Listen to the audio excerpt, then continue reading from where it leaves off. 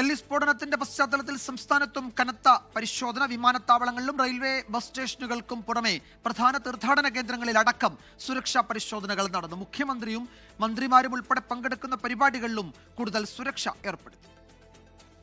തിരുവനന്തപുരത്ത് സെക്രട്ടേറിയറ്റിലും Thampanoor bus സ്റ്റാൻഡിലും railway സ്റ്റേഷനിലും dog സ്ക്വാഡിനെ ഉപയോഗിച്ചായിരുന്നു പരിശോധന.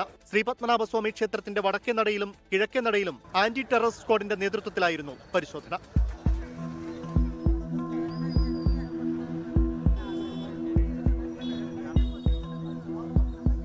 കോഴിക്കോട് റെയിൽവേ സ്റ്റേഷനിൽ RPF dog squad, city bomb squad, police എന്നിവരുടെ നേതൃത്വത്തിൽ പരിശോധന നടത്തി.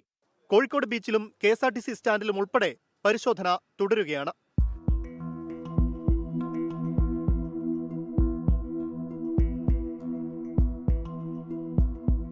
കൊച്ചിയിൽ south railway station, KSRTC stand, Aluva railway station, metro സ്റ്റേഷനുകൾ എന്നിവ കേന്ദ്രീകരിച്ചും പരിശോധന നടന്നു.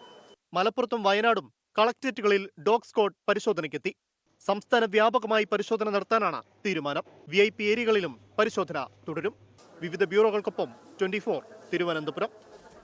ലോകത്തെവിടെയായാലും ഏത് സമയത്തും 24 വാർത്തകളും ഓഗ്മെന്റഡ് റിയാലിറ്റി പാക്കേജുകളും എക്സ്പ്ലെയിനറുകളും വിശദമായി കാണാൻ ഞങ്ങളുടെ YouTube ചാനൽ നിങ്ങൾക്ക് സബ്സ്ക്രൈബ് ചെയ്യാം.